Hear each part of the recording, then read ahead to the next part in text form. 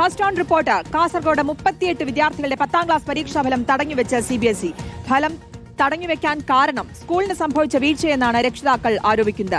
10ാം class രജിസ്ട്രേഷനിൽ 2ാം ഭാഷാ വിഷയത്തിന്റെ code മാറി നൽകി തിരുത്താനുള്ള സമയപരിധിയിൽ സ്കൂൾ അധികൃതർ വേണ്ട നടപടികൾ സ്വീകരിച്ചില്ല എന്നുമാണ് പരാതി.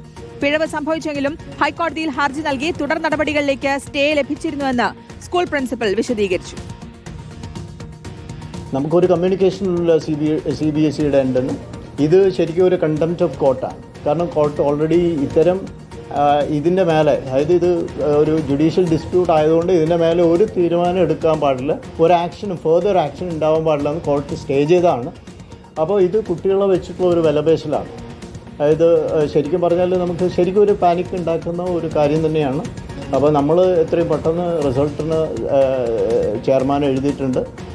അത് സ്കൂൾ അതിൻ്റെ ഏതറ്റം വരെയും പോയിട്ട് എത്രയും പെട്ടെന്ന് ആ റിസൾട്ട് കുട്ടികൾക്ക് കൊടുക്കുക എന്നുള്ളത് തന്നെയാണ്. ABC 3 ഡിവിഷൻ ഉണ്ട്.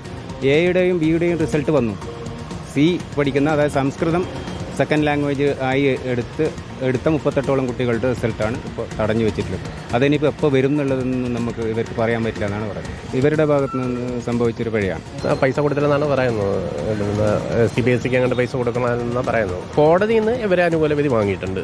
കോടതിയിൽ നിന്ന് അനുകൂല വിധി വാങ്ങിയിട്ടുണ്ട്. പക്ഷേ അത് റിസൾട്ടിന് എപ്പം വരും എന്നുള്ള പ്രിൻസിപ്പൽ പറയുന്നത് 2-3 ദിവസം വെയിറ്റ് ചെയ്യാനാണ് പറയുന്നത്. റിസൾട്ട് വന്ന മുതൽ ചെക്ക് ചെയ്യുന്നുണ്ട്. റിസൾട്ട് നോട്ട് ഫൗണ്ട് എന്നാണ് കാണിക്കുന്നത്. അതുമുതൽ രാത്രി 12 മണി വരെയും ഒരേപോലെ ചെക്ക് ചെയ്തുകൊണ്ടിരുന്നു. അപ്പോൾ റിസൾട്ട് വരാത്തത് കൊണ്ട് ടെൻഷനിലാണ്, ഉറങ്ങുന്നില്ല. എല്ലാവർക്കും വന്നിട്ട് അവർക്ക് സെലിബ്രേറ്റ് ആക്കുമ്പോൾ നമുക്ക് വന്നില്ല. അപ്പം എല്ലാവരും ചോദിക്കുമ്പോഴും പറയാനൊന്നുമില്ലല്ലോ. അപ്പം സങ്കടമായി. അരുൺ പൂപ്പർമയുടെ വിശദാംശങ്ങൾ നൽകാൻ. അരുൺ, 38 കുട്ടികളുടെ ഭാവിയുടെ കാര്യമാണ്. എന്താണ് ഇക്കാര്യത്തിൽ സംഭവിച്ച വീഴ്ച? ശ്രുതി, ഇന്നലെയാണ് CBSEയുടെ 10ാം ക്ലാസ് പരീക്ഷാ ഫലം പ്രസിദ്ധീകരിച്ചത്. ഇപ്പോൾ ഇംപ്രൂവ്മെന്റ് പരീക്ഷ, അതോടൊപ്പം തന്നെ തുടർ പഠനത്തിലുള്ള അഡ്മിഷൻ, അത്തരം നടപടിക്രമങ്ങളൊക്കെ അടുത്ത ദിവസങ്ങളിൽ നടക്കും. അതിനിടെയാണ് കാസർഗോഡ് ചിന്മയ സ്കൂൾ വിദ്യാലയത്തിൽ നിന്നും ഇപ്പോൾ ആശങ്കപ്പെടുത്തുന്ന ഒരു വിവരം വരുന്നത്.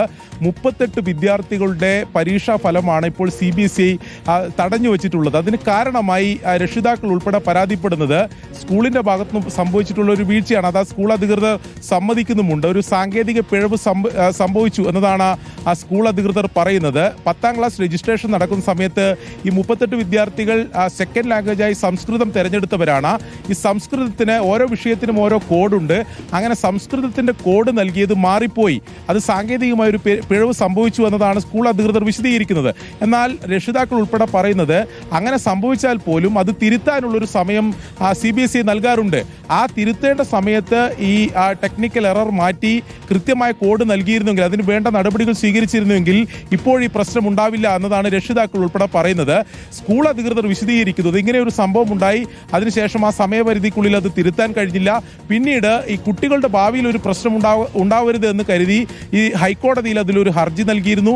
ആ ഹർജിയിൽ കൃത്യമായി തന്നെ സ്റ്റേ നടപടി ലഭിച്ചിരുന്നു. അതായത് ഇതിൽ തുടർ നടപടികൾ ഒന്നും ഉണ്ടാവരുത്, കുട്ടികളുടെ ഭാവിക്ക് ദോഷമുണ്ടാവുന്ന രീതിയിൽ ഒരു തുടർ നടപടിയും ഉണ്ടാവരുത് എന്നതാണ് ആ സ്റ്റേ ഉത്തരവിൽ ഉണ്ടായിരുന്നത്. പക്ഷേ പരീക്ഷ എഴുതാൻ അനുവദിച്ചെങ്കിലും ഇപ്പോൾ CBSE ആ പരീക്ഷാ ഫലം പ്രസിദ്ധീകരിച്ചിട്ടില്ല. അത് തടഞ്ഞു വെച്ചിട്ടാണുള്ളത്. എന്തായാലും ഇവർ പരസ്പരം പഴിചാരുമ്പോഴും ഈ 38 വിദ്യാർത്ഥികളുടെ ഭാവിയാണ് അവർ വലിയ ആശങ്കയിലാണ്. രക്ഷിതാക്കളും വലിയ ആശങ്കയിലാണ്. എപ്പോൾ ഈ ഫലം പ്രസിദ്ധീകരിക്കുമെന്ന് ഇപ്പോഴും സ്കൂൾ അധികൃതർക്ക് പറയാൻ കഴിയുന്നില്ല എന്നതാണ് ഏറ്റവും സങ്കടകരമായിട്ടുള്ള കാര്യം. വിദ്യാർത്ഥികൾ വലിയ ആശങ്കയാണ്.